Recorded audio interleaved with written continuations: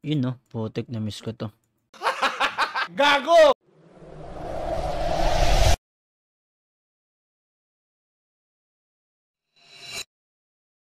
Nag-reset nga pala ako from AJ to strength build. Ang tagal kasi pumatay ng mobs. Try saysayin natin yung gagawin ko. Start natin sa pagbili ng accessories na mag-boost ng bash damage natin dito sa mart. Tapos endless tower shop. Ito, pride bash ring. Pag sinuot mo kasi itong ring na to, may +1 skill point ka ng bash. Hindi, wow. 9 points na lang yung kailangan mo para ma-level 10 mo yung bash mo. Ang bigay din kasi nito, plus 30% skill damage. Laking tulong yan. Yan. Does not apply when skill level is at its maximum. Dapat lang level 9 para pumatong yung +1. Kasi hindi pwedeng gawing level 11 yung bash. Ang lapit mo naman nun. Talaga, Charmin, fuck you. Next natin bibilin dito is yung Pride Riding Bracelet. Saan na ba yan? Ito, maganda kasi bigay na ito eh. Yan o, Pride Attack Skill Damage 50%. Kita mo, 50%. Bukod kasi sa bash, ito kasi yung gagawin nating source ng damage. Maganda to pag kumpulan yung monster, lalo na sa Endless Tower. Kasi habang tumataas yung floor, mas kumukunat at sumasakit yung damage ng monster. Kailangan maklear mo agad yun. Pag na-perfect mo kasi yun, may additional reward. So after dito, punta tayo sa skill points. Pero syempre, bibilin pala natin, no? Hindi ko pala nabibili. Tama ba ulit? Double check ko lang. Okay. Bili natin to. Bang! Pambili na ng headgear na wala pa. Basta rin. Double check ko lang. Okay, bash. Bang. Okay na, nabili na yung mga dapat bilhin. So, punta tayo ng skill. First change. So, dapat ito 9 lang. Kasi may +1 galing sa ring. So, yan. Check mo lang yan. Kunin natin to. Fatal blow. Para may chance ma-stun yung kalaban pag pinalo natin ng bash. Okay. Etong Magnum Break kahit level 1 lang. Kukunin lang natin tong increase HP recovery. Max natin yan. Next is yung provoke. Isa lang yan. Itong endure. Siguro mga 5 to. Ang taas kasi ng cooldown pag level 1 lang. Ayun o, 19. So gawin natin 5. Okay. Tapos max natin to. Maganda kasi bigay nito pampakunat pag mababa na yung HP mo. Kailangan natin yan. Pag ba dinagdagan ko to, ano bang madadagdag dito sa ano? Stop it. Get some help. So, plus 5 yung mababawas. Ayun, na-check natin. So, di ba makikita mo, 20. Pag nagad tayo ng isang skill point, 25. Isa pa, 30. Okay. Subukan natin isa. Ilan pa kulang? Tama ba? Okay.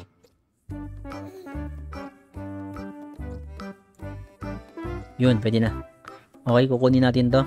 Pego ride para makuha natin tong mounted attack. Max natin to. Ito yung second na source natin ng damage. Kailangan nating i-max to. Nice. Then, isa lang nito. Charge attack. Para lumapit ka sa monster. Ilan pa meron ako? 15. So, yung 15 na yan, max natin to. Spear proficiency for damage pag gamit mo spear. Kasi mag-spear type nga pala tayo. Tapos, ano pang ilalagay dito? Bala ko tong kunin eh. Kaso mahina kasi damage nito. Ito na lang. Bowling bash. Double check ko lang.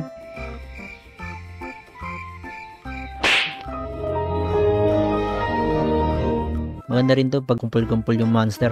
Double check ko lang. Bowling bash. Pego ride. Mounted attack. Charge attack. Spear proficiency. Spear stab. Di ko na kailangan yung spear stab. Spears combo. Mahina kasi ito eh. Mas malakas pa rin yung bash. Huwag kayo iiyak. Spear throw. Hindi ko na rin kailangan yun. Yan. Kala ko nagkamali pa ako eh. So ilalagay na natin yan sa auto. Di na eh. Reset lang natin. One eternity later. Okay na yan. Next natin is yung sa stats.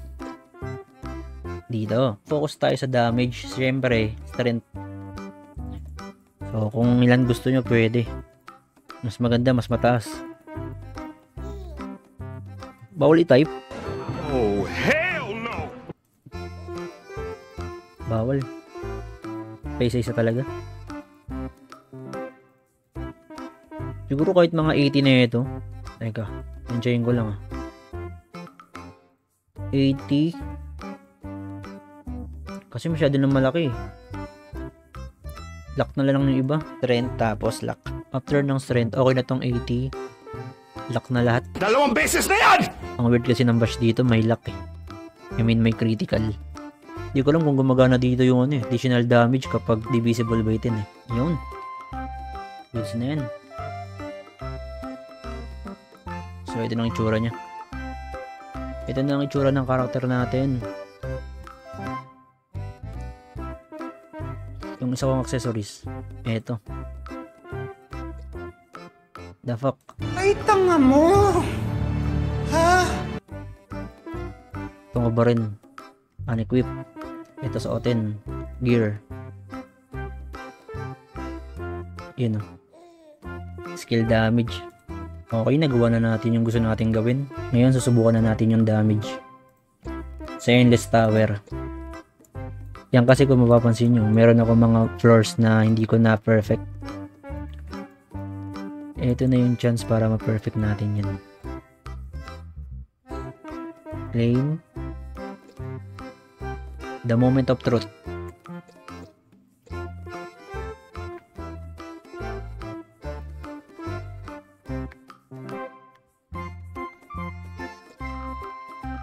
Auto na yan.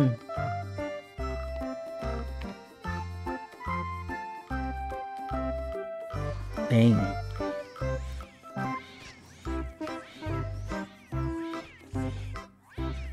Dapat bago mag 1 minute and 20 seconds, makaliran na natin to. Para sa perfect. Hindi ba tabot Yun, umabot. Nice, nice, nice.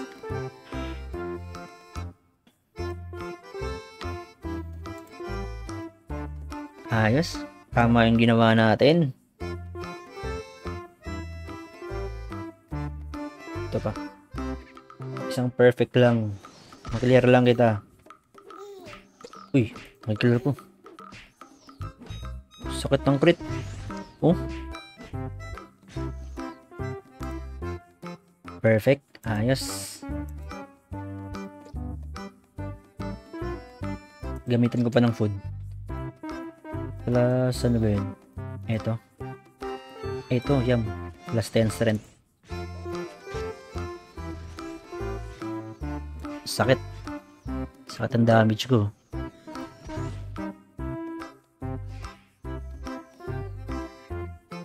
$26,000. Hindi pa ayos yung ano ko nyan. Cards ko nyan. Ito yung weapon ko. Siguro pag dalawang Minoros to, mas masakit. Caramel. Ang ganda ng ganitong build. Ayoko nang bumalik sa Agi build. Ang hina ng damage.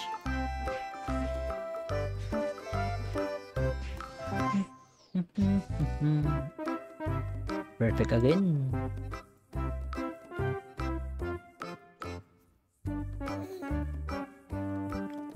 Medyo makunat na rito.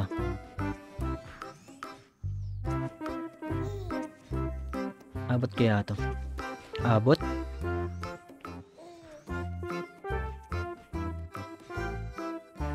Uy, buzzer beater.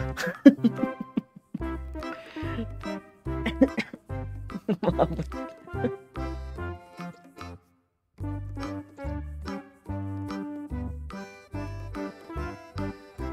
Parang gusto magluto ng kanton. Anong oras na? Taggutom no? Pipigil ako, hindi na ako kain, hindi na ako tubig. So, kita nyo naman guys, ang laki ng in-improve ng damage ng karakter ko, no? Gulat ako sa damage ko 5 digits. Buti na lang talaga, hindi na ako nag-aginite. Next video natin mag-enhance na tayo. Enhance and refine. Kasi yung baba pa lang ng refine na ito. Puro plus 4, may plus 3 pa ako. Okay.